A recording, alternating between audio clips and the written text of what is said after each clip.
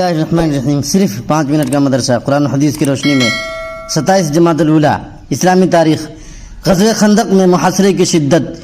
ابو سفیان کی قیادت میں 10,000 کا متحدہ لشکر مدینہ پہنچا۔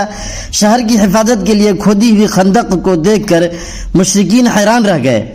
رسول اللہ صلی اللہ علیہ وسلم نے 3,000 صحابہ کو ان کے مقابلہ کے لیے روانہ کیا۔ دونوں لشکروں کے درمیان خندق حائل تھی۔ ابو سفیان مدینہ کا محاصرہ کر چکا تھا۔ بنو قریظہ اور مسلمانوں کے درمیان معاہدہ تھا، اس لیے وہ جنگ میں شریک نہیں ہوئے۔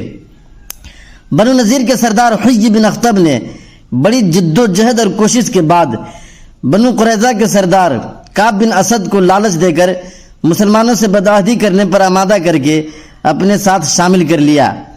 اس بدعہدی سے مسلمانوں کو بڑا صدمہ ہوا، اور دوسری طرف منافقین مسلمانوں سے حیلہ سازی اور بہانہ بازی کر کے میدان چھوڑ کر جا رہے تھے۔ اس طرح مسلمان اندرونی اور بیرونی حملے کے بیچ آ گئے۔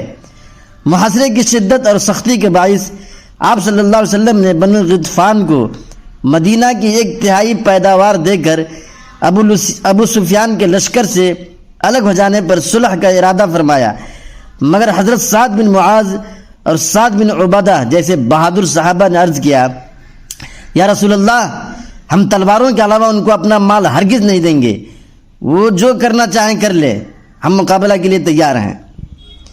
اللہ کی قدرت۔ آنکھ میں 7 پردے۔ انسان کے ہر عضو میں اگر غور کرو گے تو اللہ کی بڑی قدرت نظر آئے گی۔ انسانی جسم میں اللہ تعالیٰ نے 2 چھوٹی چھوٹی کیسی خوبصورت آنکھیں بنائی ہیں جس میں دیکھنے کی زبردست صلاحیت رکھی ہے۔ دنیا کی بڑی سے بڑی طاقتیں مل کر بھی ایک آنکھ نہیں بنا سکتی۔ اللہ تعالیٰ نے اس آنکھ کو 7 طبقات سے بنایا ہے۔ ہر طبقے میں خاص صفت رکھی ہے اور اس کی مخصوص شکل بنائی ہے۔ ان 7 طبقات میں سے اگر ایک طبقہ بھی بیکار یا ضائع ہو جائے تو آنکھ سے نظر نہیں آ سکتا۔ یہ اللہ کی کتنی عظیم قدرت ہے۔ ایک فرض کے بارے میں، جمعہ کی نماز ادا کرنا۔ رسول اللہ صلی اللہ علیہ وسلم نے فرمایا، جمعہ کی نماز جماعت کے ساتھ ادا کرنا ہر مسلمان پر لازم ہے، مگر 4 لوگوں پر لازم نہیں ہے۔ وہ غلام جو کسی کی ملکیت میں ہو، عورت، نابالغ بچہ، بیمار۔ ابو داؤد شریف۔ فائدہ: جہاں جمعہ کے شرائط پائے جاتے ہوں تو وہاں جمعہ کی نماز ادا کرنا ہر صحیح و تندرست، آزاد و بالغ مسلمان مرد پر فرض ہے، لیکن مسافر پر فرض نہیں ہے۔ ایک سنت کے بارے میں، نماز جمعہ میں مسنون قرات۔ رسول اللہ صلی اللہ علیہ وسلم جمعہ کی نماز میں سبح اسم ربک الاعلی اور هل اتاک حدیث الغاشیہ پڑھا کرتے تھے۔ ابو داؤد شریف۔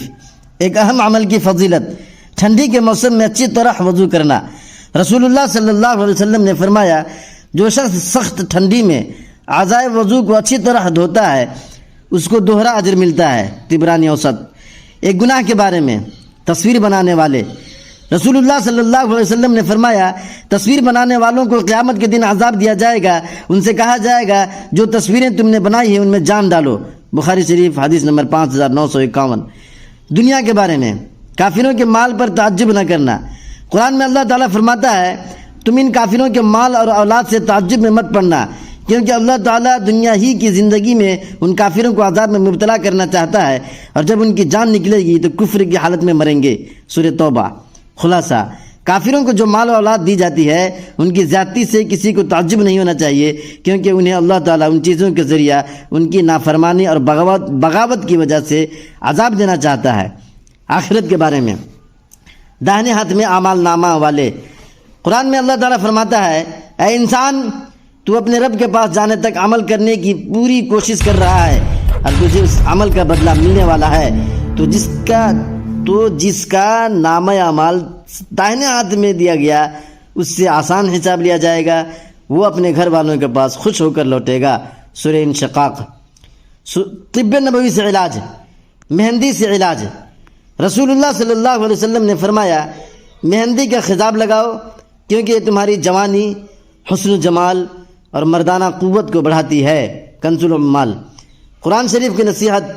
قرآن میں اللہ تعالیٰ فرماتا ہے، اے ایمان والو، تم اللہ اور اس کے رسول سے آگے بڑھ کر بات مت کرو، اور اللہ تعالیٰ سے ڈرتے رہو، بے شک اللہ تعالیٰ تمہاری باتوں کو سننے والا اور کاموں کو جاننے والا ہے۔ سورہ حجرات آیت نمبر 1۔